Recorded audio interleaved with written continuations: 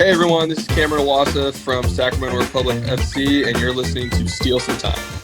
Welcome on into Steele Some Time. Week 8 is in the books. Kelsey Steele here alongside Scott, Stu, Matt, Calvo. Boys, how we doing today?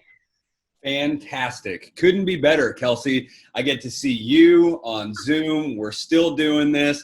5 months strong. Feels like 5 years. Probably maybe 5 years by the time I actually see your face again. But here we are, ready to talk some USL soccer.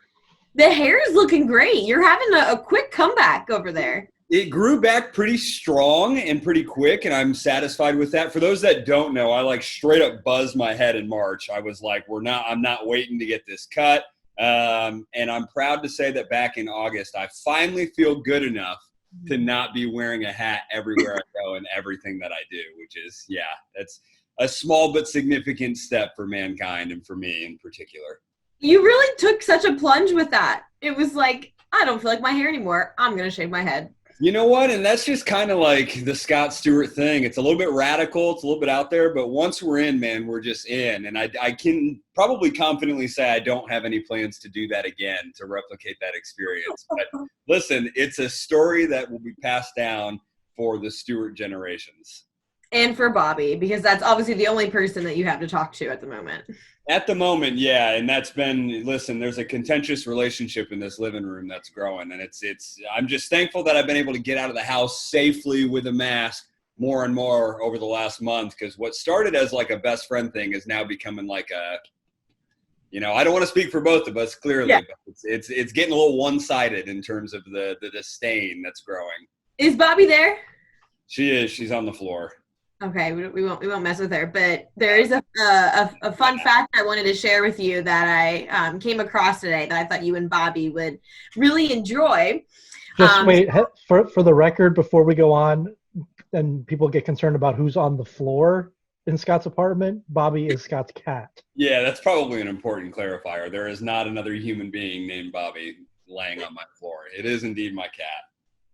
Okay, sorry, you can continue. Okay, good. I'm glad we got that settled. Anyways, while I was prepping for the show, I kind of came across this fun fact that I thought you would enjoy, Scott. So they did a recent survey was just done with like 2,000 Americans or something like that. And they found that 3/4 of Americans with cats couldn't have gone through quarantine without their pet. And I was like, Scott would find this interesting. They go on to say that 41% of the people who were surveyed said their pet actually gave them someone to talk to during this. I hate it. In that moment, I could not help myself but picture we're like end of April, beginning of May. Things are at like an all-time high. Like, can I do this anymore? And you're just like, Bobby, I don't know what you want for dinner. Okay. I cannot have this conversation with you again. Yeah, thankfully I won't relate to most Americans. I wasn't so starved for social interaction that it was exclusively her and I, but there was a period in like mid-March, probably just when Tiger King had finished peaking, and I was kind of like, are we ever going to get out of this thing, where I just would look at her every once in a while and just say, man, I am glad she's here. I will never, ever, ever shy away from that. She's an incredible cat and an overall just heavenly animal to have in here. She likes to play the devil every once in a while, which is why our conversations have they've just softened a little bit, Kelsey. Yeah. It's just, we needed to social distance even within this apartment every once in a while, Well, it's funny you say that, because as the article went on, it said that the survey found that 73% of those people who were surveyed said their cat seems to be ready for some space from them. Oh, man alive. It is that you can double that up for both of us at this point. She's across the room now, just figuring out, she can hear me bad mouthing her. She's like, all right, well, I don't need you either, fella. So the record has been set straight. I just had to share that with you. I'm glad you've had Bobby throughout this experience, and I've been dying for an animal to be in like my vicinity here for the last few months, and just recently celebrated a birthday, and all I've been asking for was a golden retriever puppy. I was like, I want a puppy so bad. My sister got a golden retriever back in November, so I've just been like dying for one. So on Monday, I received a few gifts from the man who should not be named. And I open my final bag. He's like videotaping me, and it's a stuffed animal golden retriever puppy. And he was like, "You've been asking for this for 6 months. Like, here you go." I'm like, "This is the meanest thing anybody ever could have done to me." Like dying So inside. good though. That's like ultimate dad joke, dad prank. Like that's something that needs to be videotaped, because if it wasn't, it just wouldn't mean nearly as much. That's something he's going to look back on and be like, "Wow, that was a huge W for me." He told me he was originally going to go, he couldn't find a cardboard box, which is why this plan got, exactly. He was going to put holes in the cardboard box and then put his phone in the cardboard box and play little dog yelps and like record the video like using my phone. And I was like, if you would have done that, I would have sent you out the door and you never would have been welcome again. That's incredible, though. I'm sorry you didn't get the real thing, but like, listen, you got a stuffed animal out of it, if nothing else, and those things come at like 50 cents at the bowling alley. So it's like, trust me, it was not an expense that went wasted, I'm sure.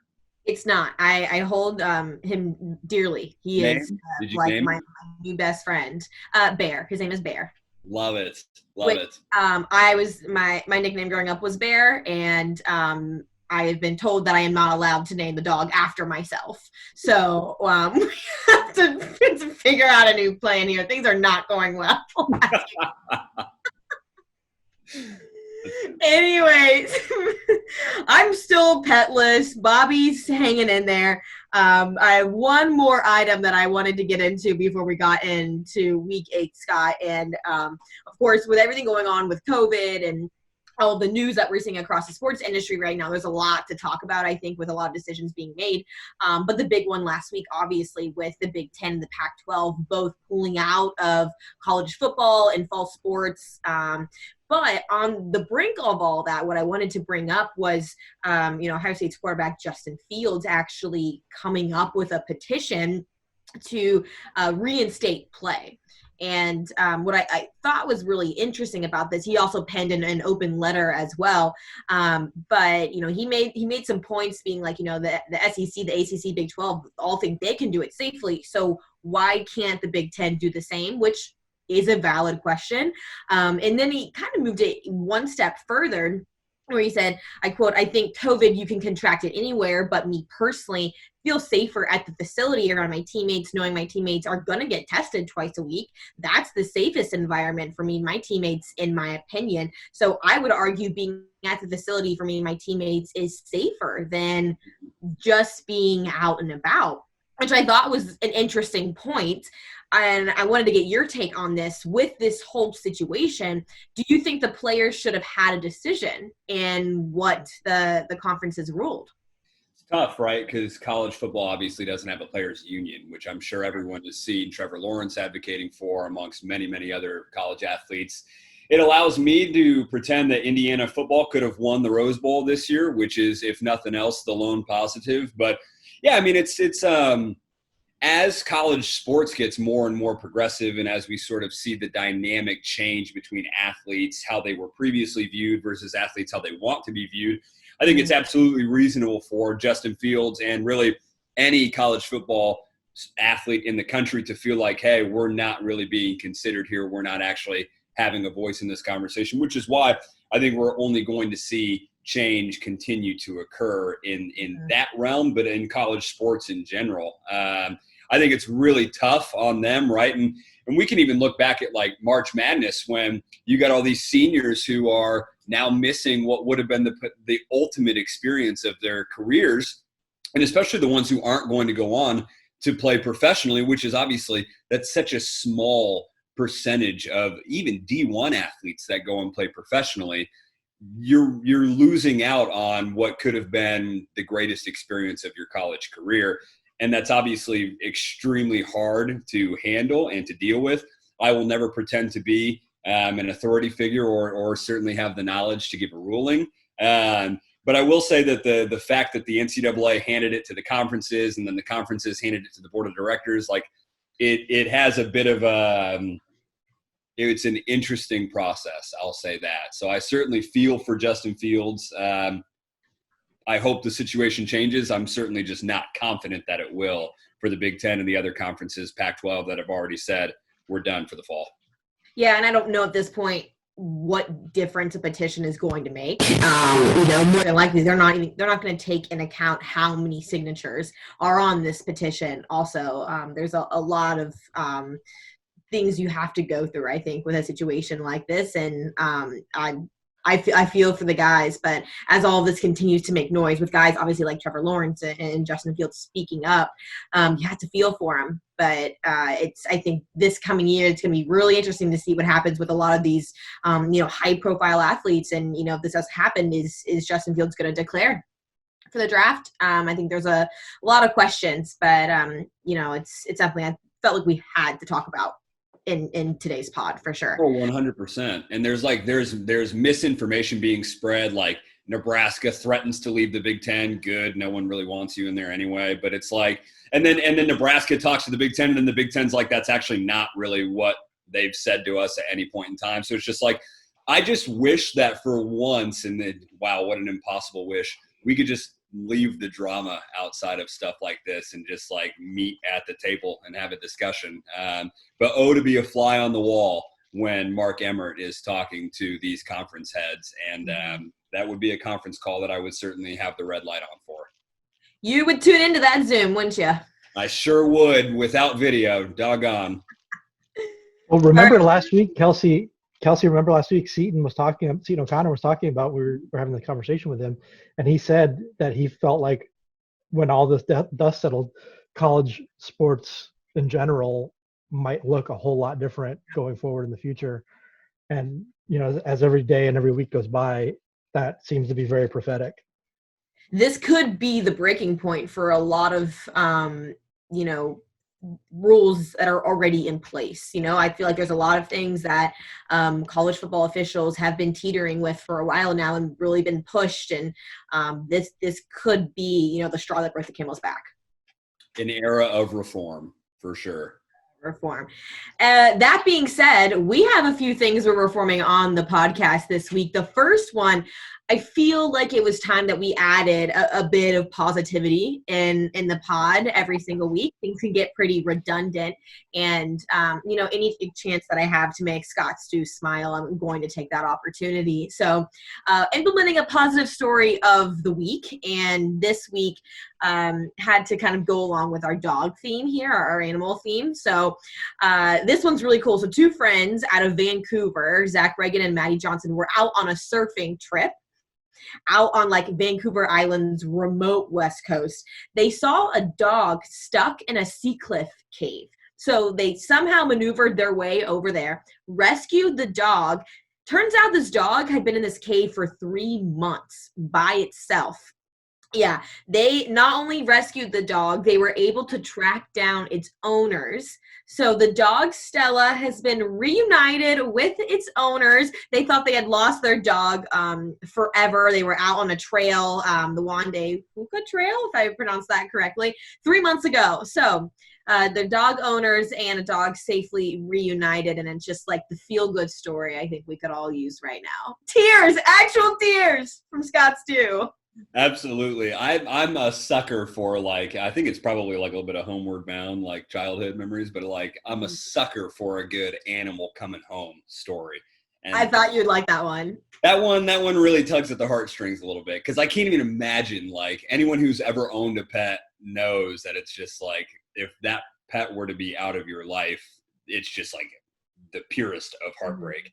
For that pet to then return, overwhelming emotion. I would cry for probably weeks publicly. Walking through Publix, I'd just be tears streaming down my face thinking about having my animal back. Positive story of the week, excerpt 1. is a success. So we'll keep moving forward with it, I think. As we make a few changes to the pod this week, the second one that we have added is an addition of buy or sell to our week 8 thoughts, or the previous weeks of play. So first and foremost here, before we get into buy or sell, some two big tidbits here that I think we have to acknowledge out of week 8 here out of the gate. Cameron Iwasa records his 50th career regular season goal, and then Evan Newton records his 50th career shutout. Two massive milestones for two really great guys. Massive talking point, I think, out of week 8, Scott. Yeah, 100%. And I think like Newton, you could see it coming. It was definitely building. Cam, I think, had been sitting on it for a little while and had just been like waiting to get it over the line. But for them to come in victories too, like that's obviously the most significant part for both of them. They get the 3 points. You're going to get that cliche athlete, oh, what does it mean? Oh, well, we got the win, so it's all about the team. But like we all know that they're going to get in the locker room, and that is like a personal moment of like, yes, I've done this. I can celebrate this achievement. Of course, the team will always go first. I don't want to downplay that at all, but it's like you got to learn to celebrate even the personal wins, and obviously 2 huge ones for Evan Newton and Cameron Iwasa. Championship legends, no doubt. The shutout for Evan Newton didn't come easy. He had a massive stop from the spot there this past week. So, I mean, he earned that. He earned that big 5-0. And Nicholas Murray is actually going to talk to Evan Newton this week and kind of get his take on the Big 50. And then actually Cameron Iwasa is going to join us later in the show to talk about his milestone too. So plenty to talk about from week 8. Scott, but we've got to let the people know what we're getting into here with buy or sell. So we're going to be doing this every week now. A few headlines from this past week, and then we're going to talk about whether or not we are on board with it. We're going to buy that, or we're going to sell it. We're going to push that one away. So first one out of the gate here, one of the biggest storylines I think from week 8. Junior Flemings has an absolute monster of a goal this week. Tyler Pasher still right there with him. I think Tyler Pasher had like a, early to late afternoon goal on Saturday night. And then Junior Flemings follows up with that like late evening West Coast goal. So they're both still neck and neck at 8. Tyler Pasher had the lone top seed there for just a few hours. So my question here, are we going to buy or sell Junior Flemings as the 2020 Golden Boot winner? I'm buying this one, not because I don't believe in Pasher, but Indy's attacking output has proven to be a little bit more conservative than Phoenix. I mean, you expect Phoenix every week to put up 3, 4, 5. You expect Indy to put up 1, 2, maybe 3, right? So just the consistency over the rest of the season, like I think there's more opportunity for Flemings. I still think Pasher's going to be right there just because the guy's insanely talented. But I'm buying Flemings just because I think there's more of a chance for him to get his fair share of goals, because I think Phoenix is just going to score more goals than Indy over the course of the year. I don't know why that didn't even come to my head when I was thinking about this situation either. I mean, the level of opportunities that Phoenix's attack has in general. I mean, you look at past player of the weeks and even team of the weeks, there's almost always a Phoenix, midfielder or forward up on there. So when it comes to opportunities, I think you're right on the mark there that Phoenix is just going to have more opportunities, and that might kind of trend in a better route for Junior Fleming. So we take him. We're going to buy him this week. Junior Flemings, we got you. Number 2, St. Louis breaks a 3-game winless streak with a 3-1 win over Sporting Kansas 2, which we can all say that St. Louis needed that morale boost so badly. So are we going to buy or sell St. Louis FC as a top 2 finisher in Group E? This one's really tough, right? Because that means that I think right now we're comfortable putting Indy in one of the top 2. You would assume that they could probably see it out and finish 1, but that's obviously never a guarantee. That means you would discount Louisville City and SKC2. SKC2, I think, probably had too rough of a start to sneak in there. I think you probably count them as just like the disruptor, if you will, the team that could really derail one of St. Louis's or Louisville City seasons. I'm preemptively buying. I am preemptively buying St. Louis as a top 2 finisher. In a few weeks, we'll have seen Louisville City and Indy 11 meet at least 2, maybe 3 more times, which obviously has the potential to change the course of their season. Given the fact that I feel a little bit more confident in Indy than I do Louisville City right now, I would say yes to St. Louis. But man alive, I will be ready to sell if I'm proven wrong by the boys in purple over the next couple weeks. That's a tough group. A really tough group. Tyler Blackwood was on a few weeks ago, and he by all means convinced me that St. Louis should 110% be in that conversation.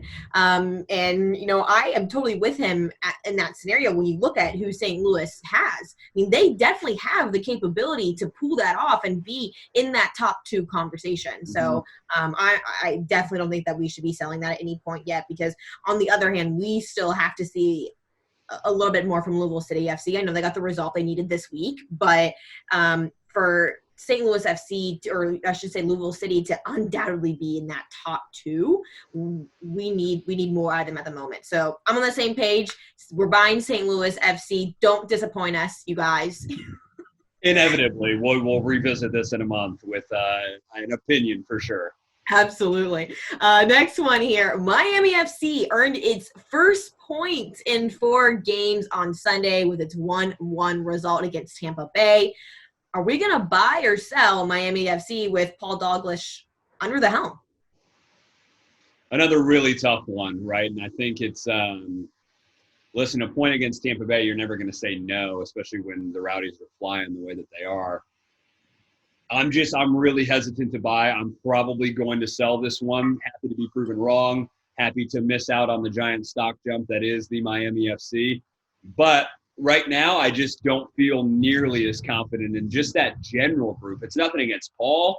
It's nothing against anybody individually on the team. I just haven't seen any semblance of like real tangible momentum being taken down south. And I think it's possible they still end up sneaking in, right? They've got a chance. It's certainly not like a down and out situation, but man alive, they need to get cooking and quickly. And I just don't know if that burner is going to heat up as quickly as they need it to. So I am personally selling this one. Speaking of burner, it's just an easy transition here. I got to throw the fourth and final one your way. Birmingham has scored 14 goals in 8 games this season. And last season, everyone's well aware they were towards the bottom of the goal scoring list, had some offensive troubles.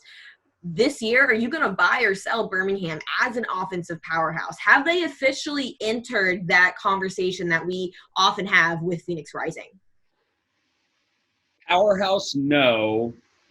Dramatically and much needed improvement on the offensive end, absolutely. So I'm going to sell them as an offensive powerhouse, but listen, like Brian Wright, Bruno Lapa, Nico Brett, they've got their fair share of guys. And I think last year was a little bit different. Obviously, losing Chandler Hoffman to injury certainly hampered their goal scoring ability overall, but it's just like right now, I think that they are still just as dangerous, if not much, much more, only because I think that they've gotten a bit of a balance back. So I would definitely buy Legion FC as one of the more balanced teams between defensive, stability and offensive output. But powerhouse, I'm not quite ready to label them as like an offensive powerhouse. They start putting up 3-4 a game, though, and I am happy to change my answer. I feel like I'm copping out every time, like, so are we selling here? Yeah, I'm going to sell as an offensive powerhouse. I'm selling, but as one of the more balanced teams in the championship as a whole, I'll buy that every day. We end with buy or sell being a very balanced 2-2, Scott. Why do I feel like that was orchestrated prior? It's very you. You know what? Probably just right up my alley, honestly. Listen, we have plenty more from week 8, including Cameron Iwasa. He's going to stop by. So we're going to take a quick break, but when we return, Cameron Iwasa is going to join us. Obviously, Cam's got a ton to celebrate after this week. So we're going to hear from him about that big career milestone and plenty more. So stick around. We'll be right back. Cam, thanks for stopping by the show. We're really pumped to have you on today. Yeah, thanks for having me. I'm looking forward to it. You've been known as the hometown kid for pretty much your entire career with Sacramento. I feel like at this point your name's just kind of synonymous with Sacramento Republic FC. Take me back to the very beginning, though, with this club. How did the opportunity kind of come about to play professionally for Sacramento? Well, it was kind of a wild ride. The year I came out, I was fortunate enough to get drafted to Montreal actually, but that was kind of a very quick. It became apparent very quickly that they didn't want to sign me to the first team, and so being that far away, I mean, that was about as far as I could possibly get from home at least, and staying within MLS. And so I ended up coming back and ended up getting another chance with San Jose for a while, and I was there for about a month, and then eventually got released from there as well. And so it was really a quick turnaround of like, okay, I'm looking for something. My agent called me and was like, hey, how about Sac? And I was like, well, yeah, that'd be great, going home and getting a chance to play.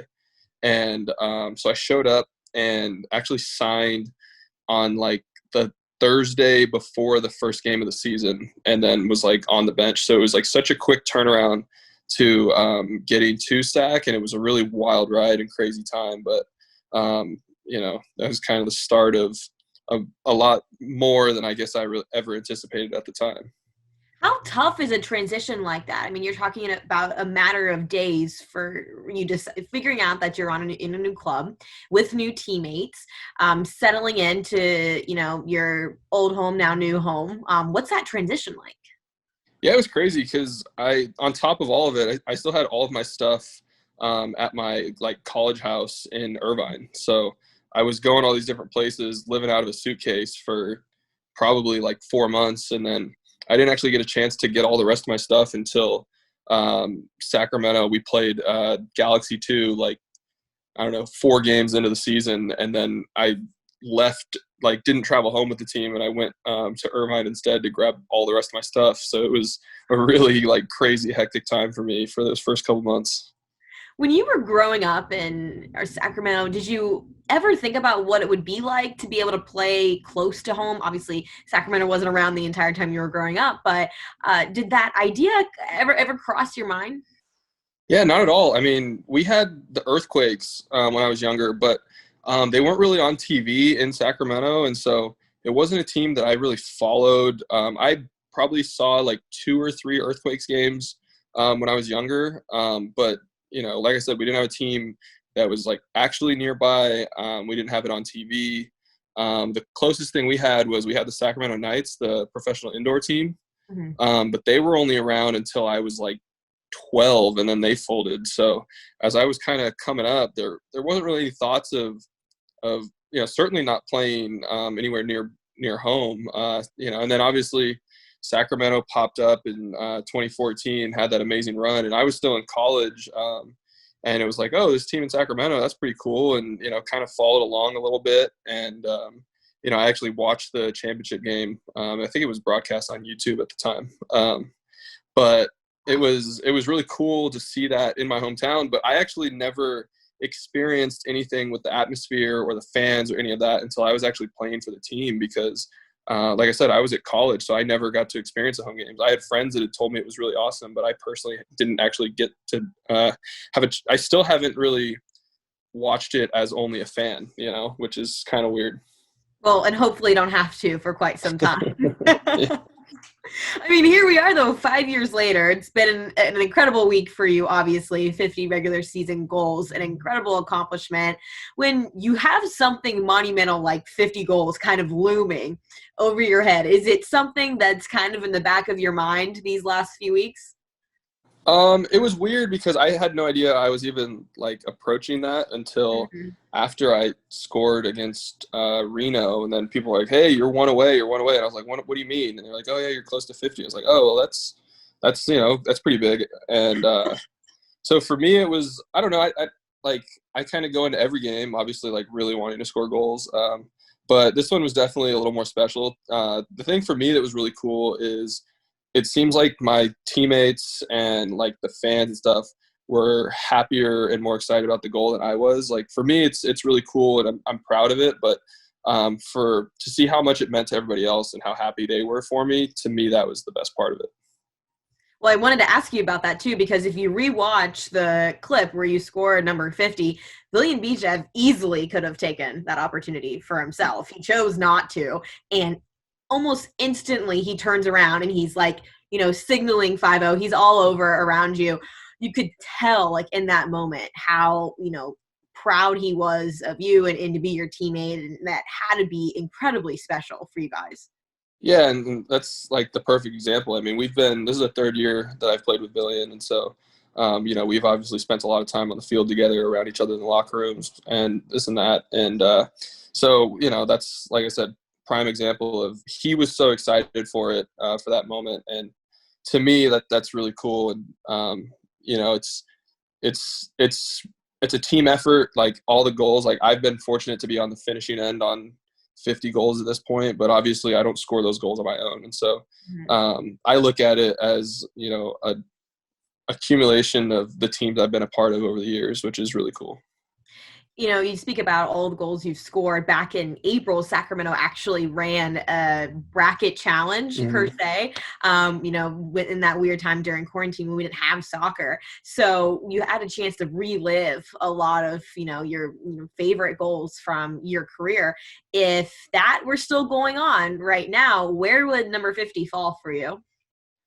That was a really cool thing that Sac did for me. It was, like you said, it was really fun kind of reliving some of the goals. There was, one or two of them that I kind of forgot about, and then to seeing them again, I was like, oh yeah, that was cool. It was interesting. I mean, that bracket was more of like how cool was the goal, not necessarily the moment. So like for me, there was like the goal. I scored a goal against Reno in the playoffs last year. And so, like, for me personally, that was probably my favorite goal I've ever scored, just because of the moment, the magnitude of it, everything. And it didn't make it very far in that bracket. So for the same reason, I'm not sure. This was, honestly, probably the easiest goal I've ever scored in my life. And once again, credit to Villian for, absolutely putting it on a platter for me. So I'm not sure it would rank very high in that bracket, but, from like something I'll think about, 10, 20 years ago from now when I'm retired, that'll be pretty special for sure. You hold the records for goals scored and appearances for Sacramento Republic, 5 seasons now with them. What does it mean for you to have your name up in the ranks like that? It's not very often that you have a player be able to stick around with a club, especially in this league for that period of time. So for you to be able to just continue to build off of that number and hold such a high place with that club, what's that like? It's awesome. Just at the beginning, like you said, to stay with the same team, to kind of be consistent enough to, for the management to want to keep me around. And then, I guess just to continue to perform and give myself that opportunity. And to obviously the icing on the cake is being my hometown. It's incredible. It's more than I could have ever dreamed of, especially growing up. Like we hit on earlier, there wasn't even a team here. So for a team to pop up at really the perfect time for me, as I was just making that transition out of college, and to make my name with the club and be able to be a part of this. It's such a special team. It's such a special community. And so to kind of be thought of when people think of that is really, really cool for me. What's so crazy about this week, too, is that you weren't the only one to hit the big 5-0 this week. Indy 11's Evan Newton also hit a big milestone, 50 career shutouts. And what many people might not realize is that you and Evan actually played together briefly in 2016. What are the chances that you both hit that same number in the same night and have that connection? Yeah, that's pretty wild. Evan was a great teammate. I really loved playing with him, and he's obviously a great keeper. You can just look at the numbers, and that tells you that straight off the bat. So, that's really cool. I think he's a guy that he works so hard that he absolutely deserves it. And, everything that he's done to me shows just how hard he works. 2 incredible guys, 2 incredible milestones this past week. Cameron, congratulations. Soak in the moment. You deserve it. 50 career regular season goals. You should really soak in it all this week. It's a big one. Thank you so much. I appreciate it. Absolutely. And thanks for coming on the pod. Yeah, thanks for having me. All right, we're back into Steele some time, getting right into our favorite moments across social media this week. And honestly, Scott, we had quite a few. I think one of the ones we have to talk about is what New Mexico United has done with these infamous cutouts. So we're seeing this all over now. And a lot of clubs have already been doing this across the league. And, I think we talked last week about Jake Edwards and Ryan Manning being two of the most recent cutouts in the stands. But New Mexico's taken it one step further. So you can actually join Pete's Peeps. So when doing that, your cutout will be with Pete in the front office team in the office doing whatever you want. You can be also like included in meetings. So can you imagine like zooming in with like a corporate sponsor and like next to you is a cardboard cutout of like, I don't know, one of like Mexico United's biggest fans? I think that's genius. And then of course they have the same type of scenarios going with practices as well. You can have your cutouts at a practice and then actually on the road in the team bus as well. So I'm going to put this out there right now. If I don't see any selfies with like Devin Sandoval, Chris Wehan, like I'm calling you guys out right now. I better see some selfies in the bus with some of these fans. 100%. And I think the on the road element is probably one of the coolest parts, but the in meetings thing makes me think that this is going to end up being like some sort of New Mexico United Sports Center commercial crossover. Because that's all I can picture is like Scott Van Pelt sitting in a conference room full of just cutouts and like giving a presentation. I think we might see New Mexico United owner Peter Trevisani doing the same thing soon. Of course, just in Peter's nature to make something, to take something and just run with it. So looking forward to seeing this one and what it brings across social. Elsewhere across the USL this week, 2 massive USL media right deals. So I just wanted to throw that out here in case you guys haven't seen this yet. So Sirius XM is going to have a USL game of the week now, which is massive. And then we also signed Flow, which is, has a USL's first international deal ever. So Flow Sports is going to bring soccer to 22 countries across the Caribbean. So that's extraordinary.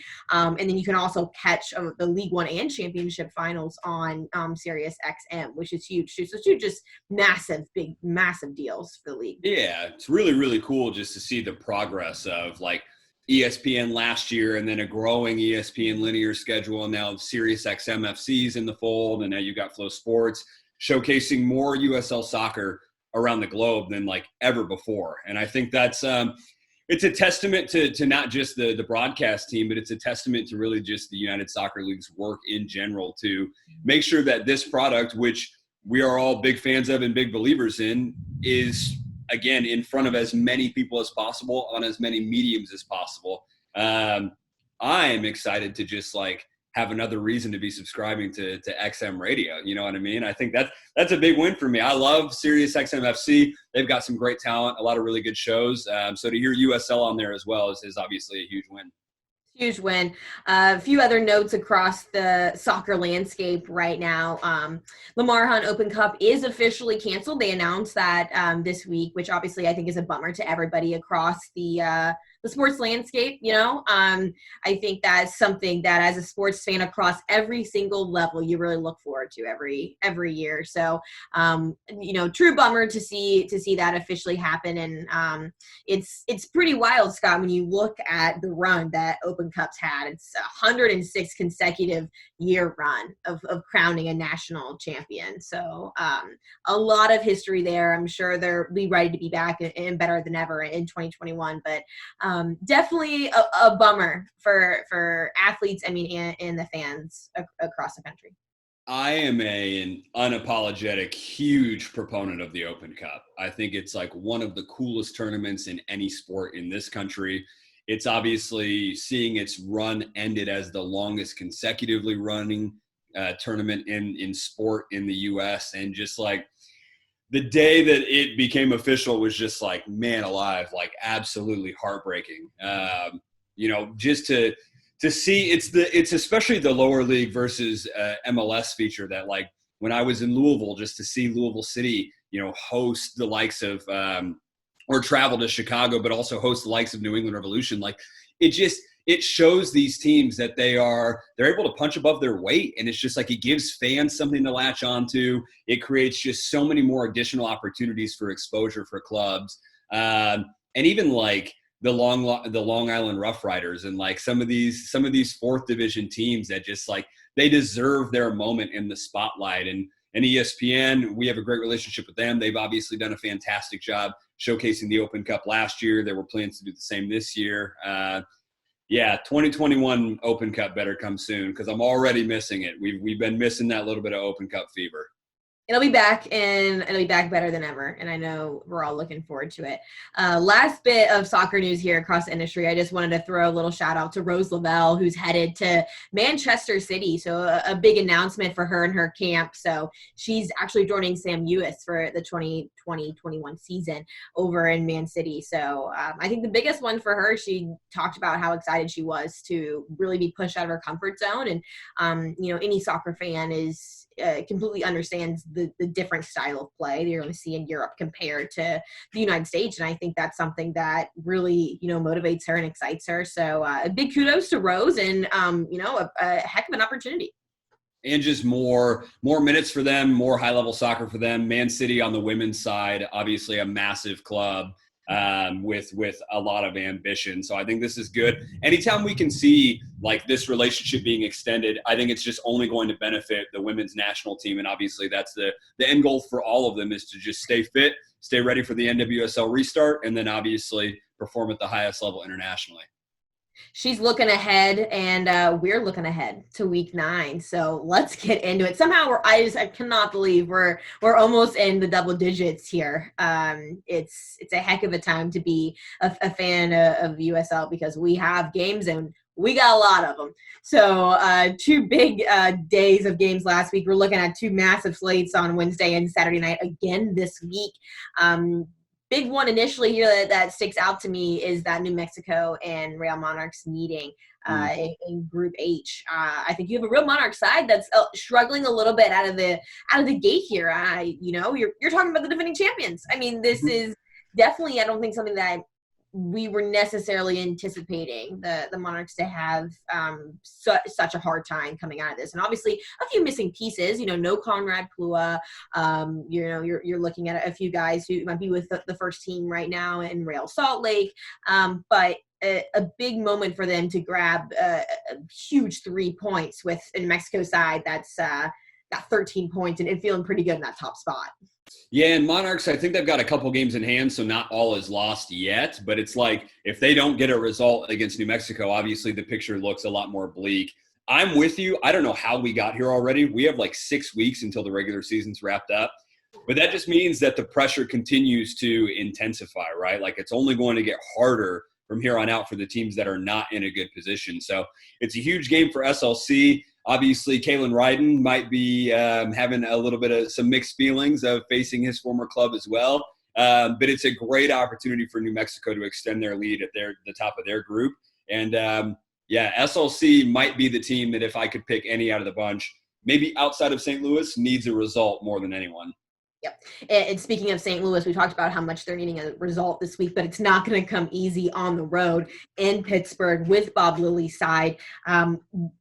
Obviously, St. Louis is a team that historically has had a bit of trouble putting the ball back in the net. And then you have a side like Pittsburgh who is historically good at not allowing that to happen. So cliches aside, what do you think St. Louis needs to bring to that meeting on Saturday against Pittsburgh?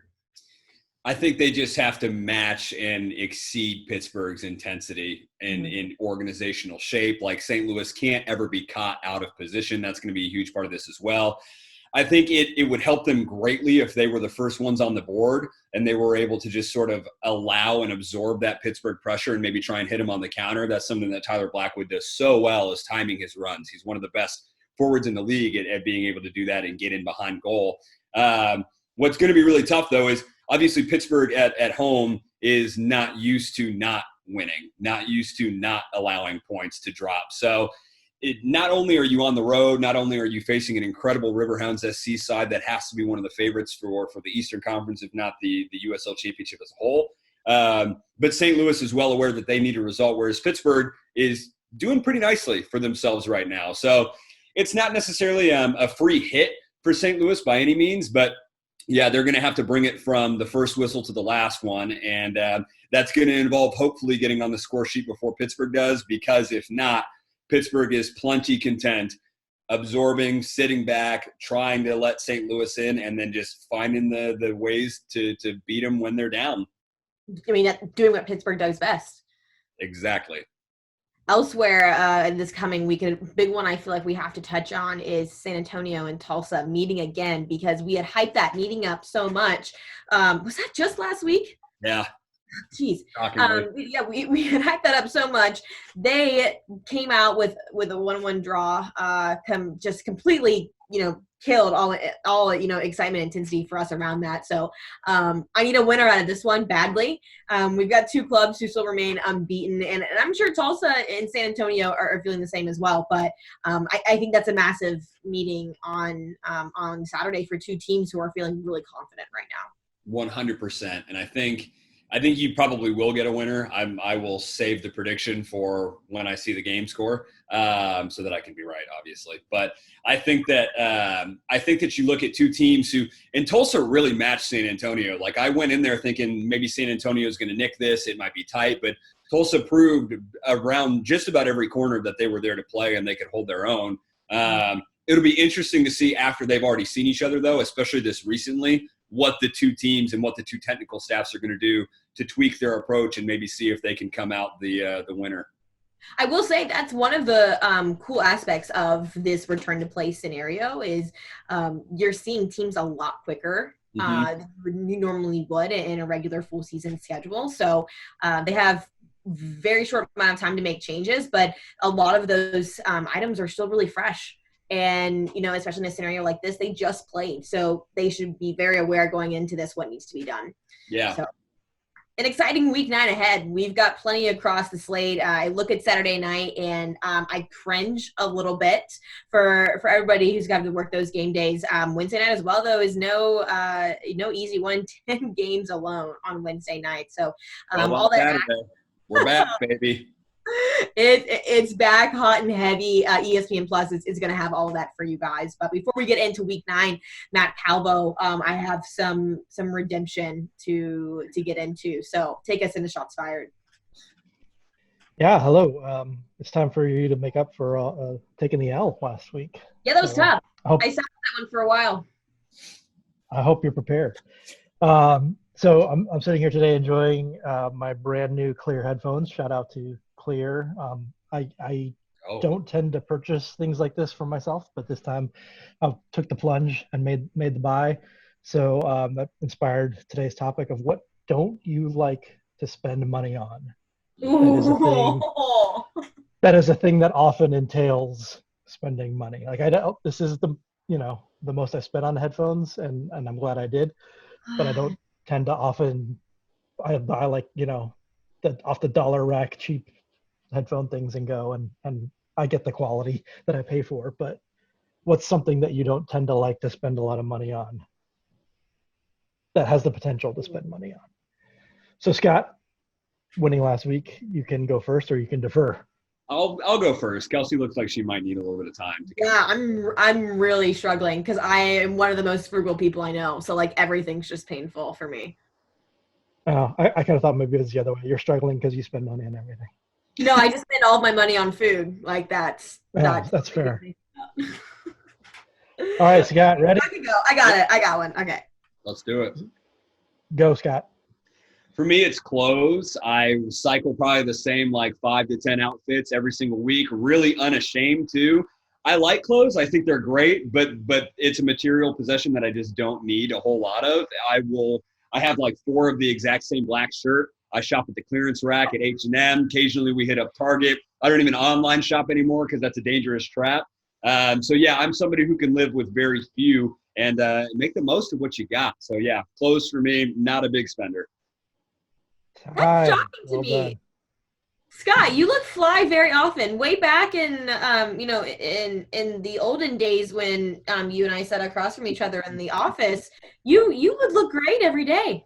Thank you. And I would probably do it in an $8 Target polo too, which listen, I do have to shout out Target because they've got some good clothes on the cheap. So if you ever need anything, if you want to sponsor me too, Target sponsor him. Yeah, maybe Target sponsor, but no.